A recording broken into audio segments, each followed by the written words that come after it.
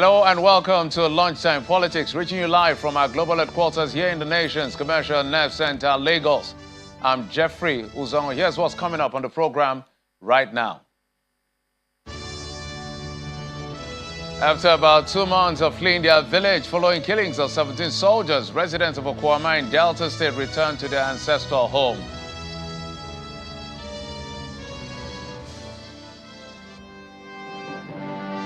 Governor Similalayi Fubara of Rivers State swears in additional 8 commissioners screened and confirmed by the Victor Okojumbo-led House of Assembly.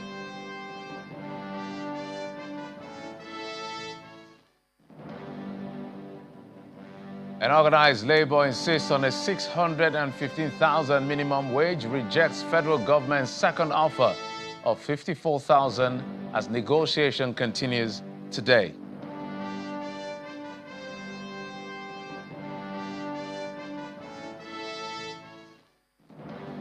We begin the tracking of the polity with some concerns over a possible industrial action after organized labor has rejected 54,000 naira now proposed by the federal government as minimum wage, following a return to negotiation table by the tripartite committee on the new minimum wage due to a reported walkout by labor last week. At a reconvened meeting, the federal government made a fresh proposal to pay 54,000 as against the initial 48,000 naira it proposed during the last sitting. At the meeting, which held behind closed doors at the Nikon Luxury Hotel in Abuja, the organized labor refused the new proposal, maintaining it's a far cry from the 615,000 naira proposed by organized labor. The meeting was subsequently adjourned to today, May the 22nd, for continuation of negotiation. It's still not substantial compared to what you need to keep a family moving. There are various ways of expressing your displeasure on issues. Last time, we told them there was no case submission. And in this matter again, we told them that there's nothing on the table, when they moved to 54. And the state governors were missing in action. So we may be reconvening tomorrow in the afternoon. Given the governor's benefit of doubt, they will tidy up, come up and give justification to any figure they are mentioning. Because when you give a figure, you do justification to that figure and say, this is why we are doing this. And that is what labor is still expecting from them. And I know that employers, labor in the private sector, may equally be expecting that.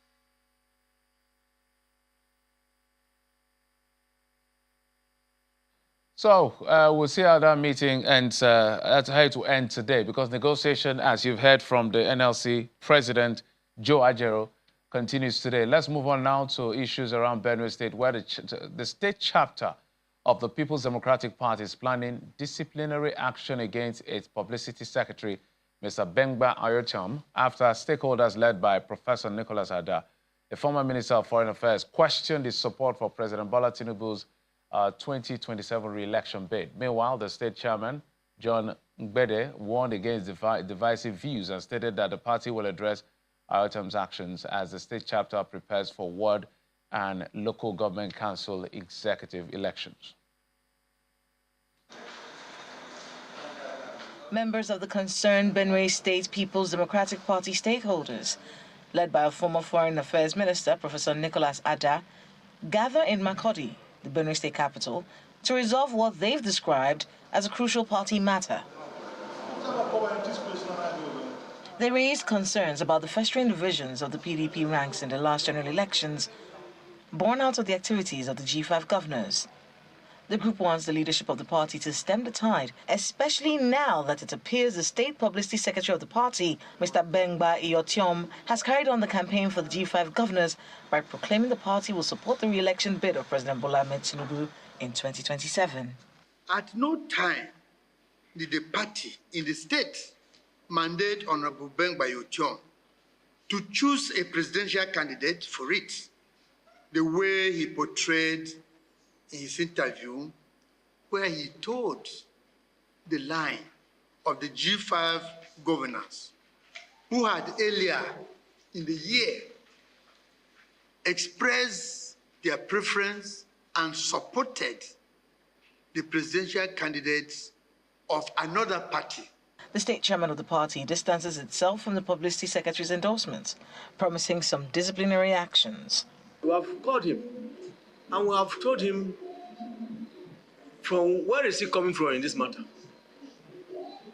At what time did PDP meet before he went on the air? And he told us that is his personal opinion, not the opinion of the party. Because as the party chairman, I'm not aware. This coincides with the PDP stakeholders meeting ahead of the planned ward and local government executive committee elections, attended by former Governor Samuel Otom and Gabriel Suswam and Senate Minority Leader Abba Moro. When it comes to local government, there are stakeholders in various local government. Of course, for local government, I will go back to my own local government. I'll sit down with them, and then we'll agree as to how this position should go. We are going to work so hard to make sure that we remove Benue from this draconian system that is in place here. We will work so hard. Well, at the appropriate time, we are going to ask our people who are supporting people at the federal level whether you are better than you were before. Whatever leadership will emerge from the world, local government and the state will be the decision of leaders from various levels who we choose. We're not going to interfere. The People's Democratic Party in Benue State remains unsettled after losing power in 2023. Fragile peace and reconciliation could be threatened by internal disputes among supporters of the three key leaders.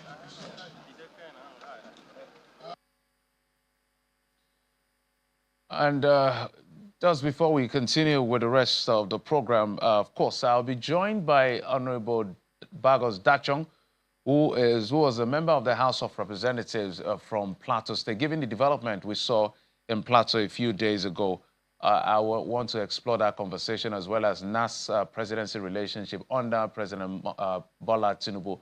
But we will go live on our DSTV platform, I must say, to Rivers State for the 2024 Economic and Investment Summit holding at the Obiwale International Conference Center in Port Harcourt, the Rivers State capital, on our DSTV platform, while Lunchtime continues on our terrestrial and our streaming platforms.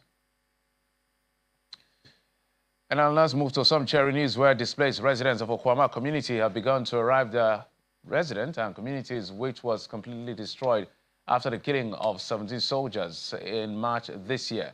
The Delta State government, after inaugurating a committee to help the natives resettle, had set up an internally displaced persons camp in Ewu. But this development has met mixed reactions as some natives have decided not to leave the camps provided by the government. The government says the return and resettlement is part of a long-term phase to restore things to normalcy.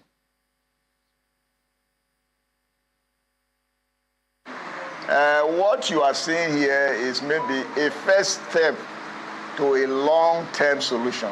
Just the first step to a long-term solution. And don't forget that this committee was empaneled while they were still in the bush.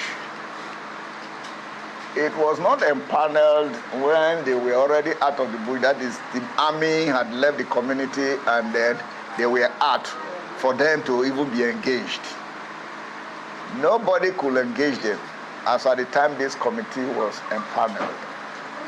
And the mandate of this committee is to ensure that they got off the bush from the forest to stay in a habitable place while they look at the more substantive issue of bringing that community that has been completely destroyed, according to you, that the only building standing is the church building, to bring it to at least baseline condition, which is the intention of government.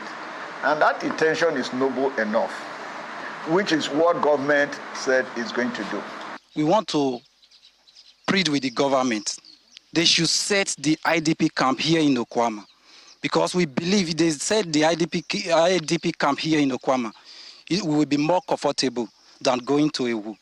Please, the government should bring that IDP camp. We heard that they are opening it in Ewu now, but we want the government to bring the IDP camp here in Okuama. I no go Ewu. Why you not go Ewu? I not get anything for Ewu now. How you take the eat? I not get anything for Ewu. I no go Ewu. How you take for here, I get something for here to eat. To eat, to me to eat, all of us to eat, to survive for here. But when you go Ewu, there's nothing. When you government go feel yourself, we not go Ewu. Can I call here? Go feel us for here. Well, the voice of the people. You know what they say about the voice of the people. It's very clear.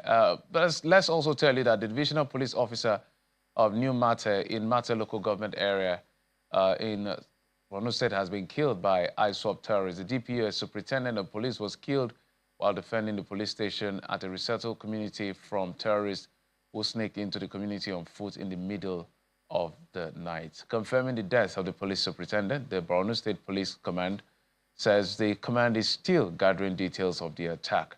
However, military personnel serving in Mate tells Channels Television that the terrorists targeted one of the residents of the community who got hit and ran to the police station for protection. The military personnel says the terrorists got into the town on foot without their usual motorcycles and vehicles.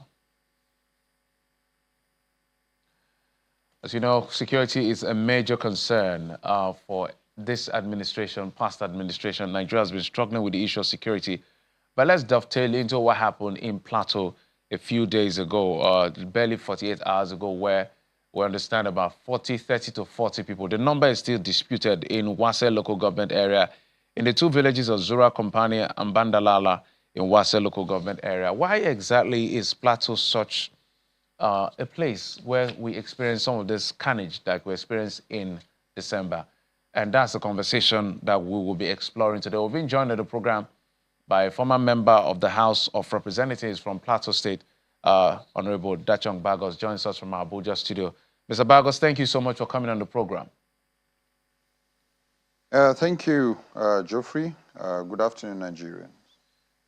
An attack too many, isn't it, Bagos? Yeah, quite unfortunate, I always say. And, you know, when the same thing keep happening without having a proper solution to it, it will definitely continue to happen. And this has been so worrisome that from our previous analysis, that why has this attack continued to happen? And, you know, we have always said that the narration has always been farmers, herders, or religious or ethnic. But now on the plateau, that is not the issue. The dynamics are different. Wase, where it happened 2 days ago, was predominantly a Muslim area, and again, predominantly in as much as they are farmers, but a lot of mining activities ongoing in Wase. And again, it still shows the porous nature of our borders. These bandits came in from neighboring Taraba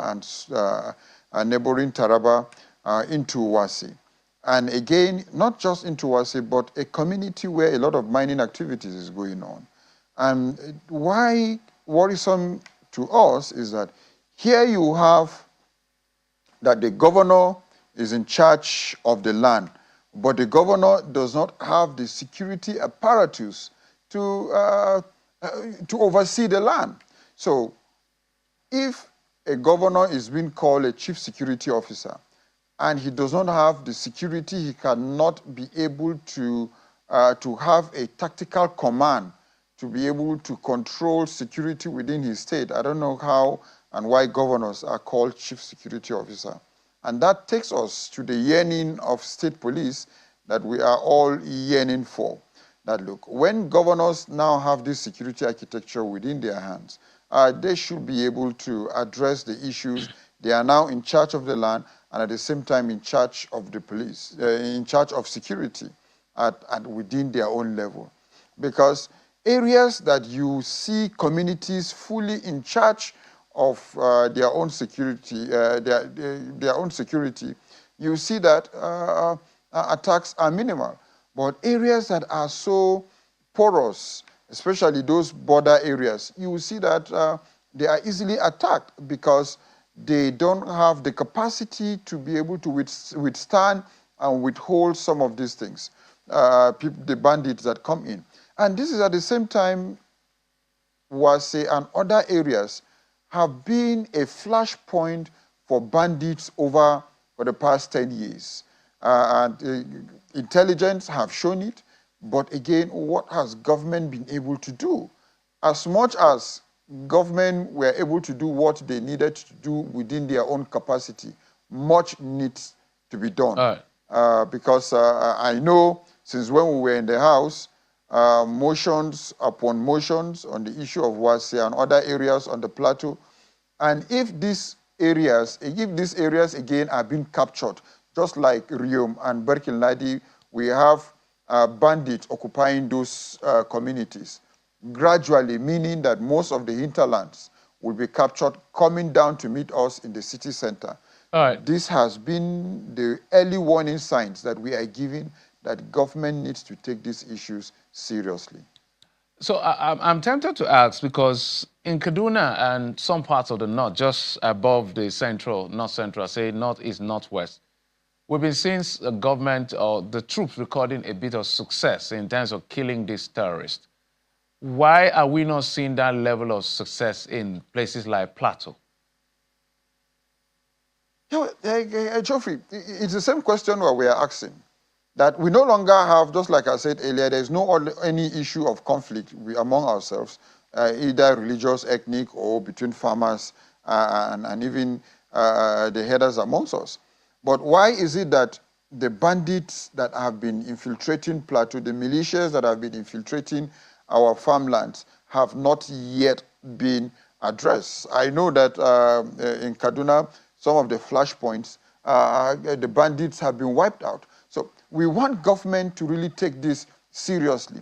The governor has really done so much in getting collaboration among security agencies. He has visited virtually all the heads of the security agencies here in Abuja, seeking for collaboration. We know that when he visited them, when the issue of Mangu was on the front burner, we saw some certain level of normalcy when the president gave some directives. So the directives that the president usually gives, that all heads of security should move to certain areas. And our worry is that they go to such areas, maybe just deploy 1 or 2 generals and withdraw back. What has been their feedback mechanism on the progress report of peace in those areas? Because to me, if a president will give a directive, he's not giving a directive for a short term, but he's giving a directive, a long-term directive, that this thing should not happen again. But if such things have happened again, heads are not rolling. Nobody is being apprehended. Okay. No one is being questioned. No commission of inquiry within even the security agencies to check why is the presidential directive being flawed, that these things continuously is occurring. So these are issues that even from the NSA and to the president, to the president, that look, what has happened to the presidential directives that issues of killings on the plateau should stop. All right, we're going to take a quick break, Honorable Bagos, and we'll come back. You've talked about characterization. We'll explore that for a few minutes that we have on the show. But we'll take this quick break. When we come back, we'll continue. Join us again.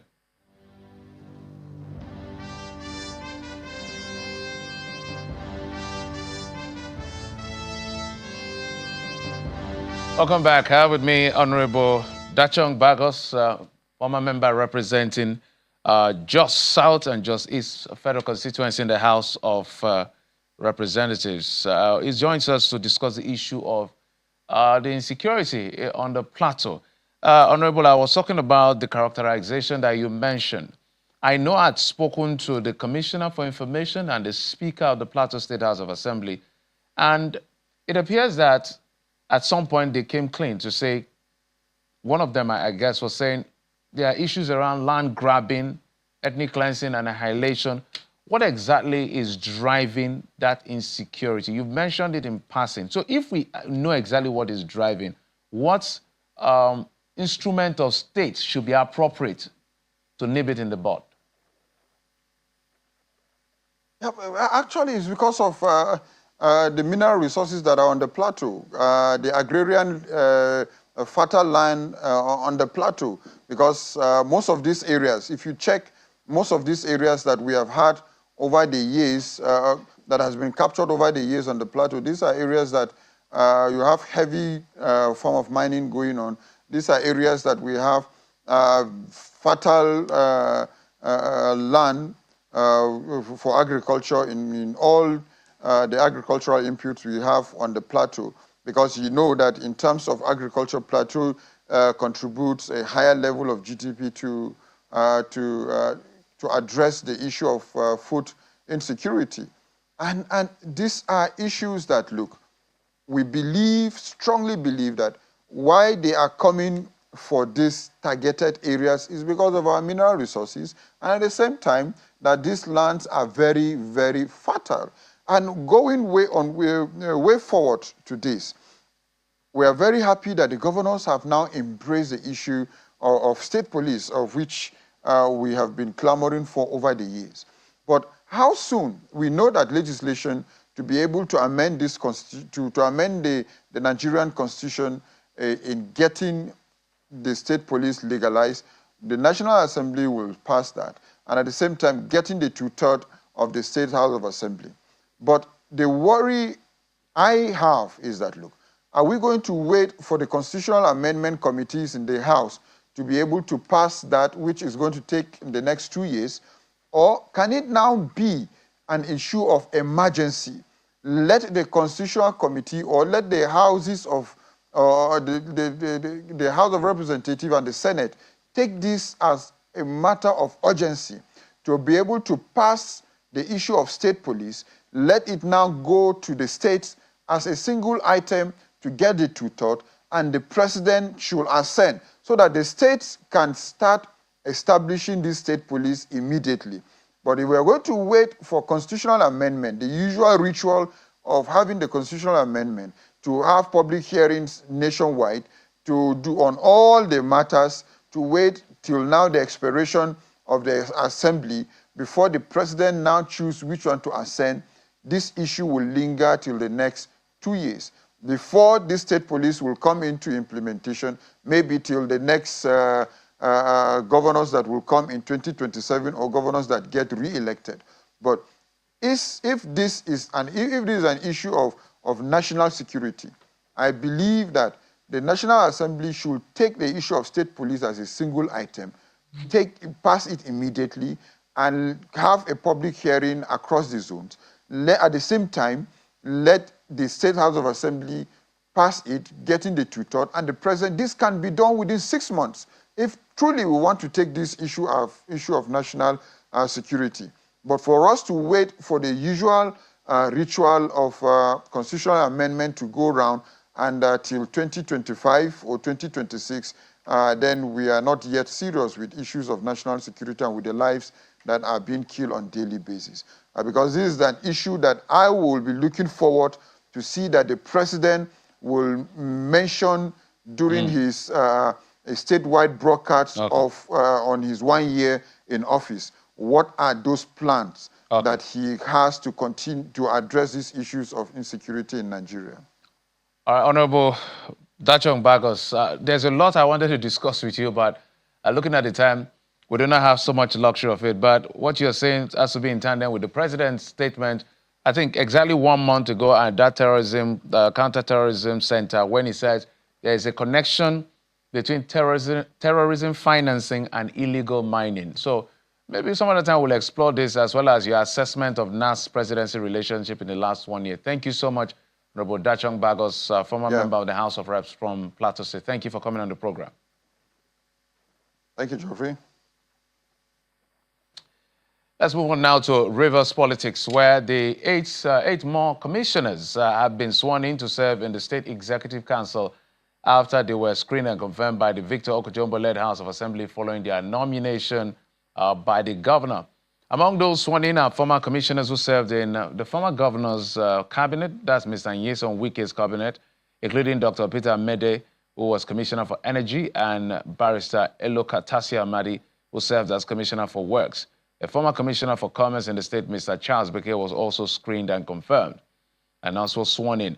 Governor Fubara asked the newly sworn-in council members to keep records, serve with diligence, and strengthen its administration's vision of upscaling the well-being of Rivers people. Last week, a senior advocate of Nigeria, Mr. Dagogo Boroma, was the first to be screened and confirmed by the Victor Okojombe-led House and later sworn in as Commissioner of Justice and Attorney General of the state. Let's head back to the issue of security, where the chairman of the Northern Governors Forum and Governor of Gombe State, Mr. Inuwayaya, says the establishment of state police will enable governors tackle the security challenges in their domain. He says a situation where security agencies have their command base situated in the center makes it difficult for governors to exercise their powers as chief security officers of the state. The governor was speaking during an interview with State House correspondents after meeting with Vice President Kashim Shettima in Abuja. Personally, and I believe the whole of the people of Gombe State, are behind the idea of having state police because that will take security closer to the people and will be able to monitor more than somebody else monitoring or managing our own security. And I think that is the vision of the president with regards to his support for that, and even everybody across the broad spectrum of Nigerians. And I believe when the bill or law passes through the National Assembly, it will have easy passage through the states, and very soon. Because inadvertently, it is the states that are managing security now. Because you'll find that every state has its own arm of security that is supporting the security agencies in order to. And even though it is said that the governors are the chief security officers, the men on the command on the ground, meaning the either GOC or police commissioner or any IG posted to the zone, is only responsible to his commander here in Abuja. So before action is taken, it takes time. But with the state police, you will be able to monitor the pulse and implement any decision hastily, and there will be results. That is our conviction. I think many of the states will go along that line. Well, that's it on the program. Thank you so much for your time and, of course, your usual company. I'm Jeffrey Uzama. You've been served on Lunchtime Politics.